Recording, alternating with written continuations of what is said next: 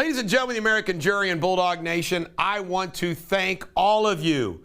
We have gone past 10,000 subscribers on our YouTube show. And you know what? I was going to put this in perspective. I joke to our team all the time. I say, you know what? I'm not going to do anything that could make me do a million views. I'm not going to do a sex tape. I'm not going to do all that crazy stuff. I'm not going to do anything that gets me divorced. I'm not going to do any of that kind of stuff. Humiliate myself. We're funny, but we cover serious subject matters. The way I look at 10,000 is this. There's no law firm that has a 10,000 subscriber show in the tri-state. I don't know of anybody or too many people in the tri-state that are involved in politics and law that have 10,000 subscribers to a YouTube show and nearly 100,000 other followers on social media. So I'm very honored by you. I'm humbled by you. We have a great relationship. You know, you can text me at 859-250-2527 whenever you need something. You know I respond. You can email me at eric@ericdeters.com. You know I give a damn. You know, the part of being Bulldog Nation is you get access to me 24/7, 365. I am your friend, and you are my friend, and we're loyal to each other no matter what. So I can't thank you enough, and we're doing big things, folks. Big, big things. You know, we're doing that documentary about the butcher of Pakistan, the book, this Freedom Fest that's coming up, the legal battles that we fight, and we fight them because we give a damn. By the way, I'm going to do a separate video today about a little biographical thing with me because I think it's important to share with some of you who are just getting to be exposed to me on my show. But let's get right to it. Saigon! Joe Biden says it in Saigon. CNN says, yeah, it's worse than Saigon. Oh, that's a stinger, baby. Comfort. You know what? Who would have ever thought that the liberal communist mainstream media, that something finally would be bad enough for even them? I mean, think of all the stuff that they've hung in there, the crime, the open border, and everything else. But by God, this Afghanistan thing is even too bad for them. It's worse than Saigon. San Diego students. You know, he claims he's only going to leave behind 1,400. Folks, think about that. He should have got them all out before he left. But think about that. They're saying, well, there's only 1,400. What? If there was one behind, if I was president, where is he? Let's go get him. They're acting like it's okay. 30 San Diego, I'll tell you what now, these 30 San Diego students, they're probably well-heeled kids. They'll be calling Eric Prince. By the way, if my kid was over there, and I'm not like, I mean, I'd be considered rich by most of you, but I can tell you right now, I ain't got filthy rich money. I tell you right now, I would call Eric Prince. I said, hey, send some merch and get my kids. How much does it cost me? I mean, are you kidding me? Those poor San Diego kids. How about Israel? Israel, the target of all. Can you imagine how Israel feels right now? You know what? They're going to want you-know-who back. They're going to want old Bibi back. I mean, think about Israel. I mean, holy cow. And did you see the list of the equipment we left behind? Tanks, choppers, heavy. I mean, it's just off the charts. The Pentagon. The Pentagon has ordered all of their soldiers to be vaxxed. Folks, these are healthy men and women. They have as much chance of dying from COVID as drowning. This is disgusting. Not only that, most military are confined to other military, right? They're not out there in the public like everybody else is. Somebody's got to stop this. I mean, I'm ready to file a lawsuit against them, but I just assumed somebody else in this country is doing it.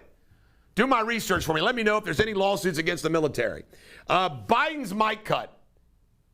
Can you imagine? We have reached the point in this guy where they ask him an Afghanistan question, the White House cut his mic. Come on. Jeez, so Pete, this guy is awful. Cut his mic. Harris and Newsom do a fundraiser, by the way, you know, and they're all in cars. The Biden fundraiser in cars, but yet they still showed proof of vaccination or testing. These are these nimrods running our country and the state of California. Joe Biden announced he's going to go campaign for Newsom. Boy, that's really going to help him. I mean, Joe Biden is almost where Nixon was in Watergate. I mean, nobody, who wants to stand next to Joe Biden? He's going to go campaign for Newsom. They announced that 20% of cable news is news. Only 20% of it is actual news. Isn't that amazing? Says it all, doesn't it? Vax and COVID. You know, there's something going on with this vaccination and COVID. I mean, it is weird. I had breakfast today with a lawyer colleague of mine who got the vax. He's older than me, and he got the Moderna, and he says he can't move his arm all the way direction. But they're getting COVID in bigger numbers than the non-vaccinated. There's something up with these vaccines, folks. I mean, there's something going on. Pfizer's CEO announces that, oh yeah, there will definitely be some vaccine-resistant strains coming down the road. It's unbelievable. They just print money for these pharmaceuticals. Keep this thing going. Just keep it going. It's awful. Eatonville High School in Washington State actually put ankle monitors on kids to control where they go, and if they didn't wear the anchor monitors, they couldn't participate in sports. Folks, do you believe this is happening in the United States of America? This is bonkers. Delta Airlines. If somebody else hasn't sued Delta Airlines, we'll sue Delta Airlines. Discrimination against the vaxxed, unvaxxed. $200 they're going to charge if you didn't get the vax. I mean, unbelievable. Unbelievable. Notre Dame's mascot. They go after Notre Dame's mascot as being racist and all that kind of stuff. You know, the little white leprechaun. Although, guess what? The leprechaun happens to be a black guy now, these days. Notre Dame, to their credit, stood up to it. Good for them. They didn't go cancel their mascot. You know, I'll tell you something about the Irish. You know, everybody jokes about the Irish being drinkers. Irish don't give a damn. You know what? You can tell Irish drinking jokes, can't you? You can tell Catholic jokes. You can't tell Jewish jokes, and you can't tell black jokes. But you can tell all kinds of other jokes. Isn't that kind of weird the way it is? I mean, the double standards depending on who you're joking about. Last but not least, no, I got two more things. I'm doing one add-on here, Sabrina and Tyler. Fauci's wife does work in the government. She is not the one that approved the Pfizer vaccine. We fact-checked it. We got that information. A lot of you have sent us that. We fact-checked it. She didn't. See, we do our own fact-check. We just don't jump at every little thing. All right, Bengals, last but not least, are considered the booziest in the NFL.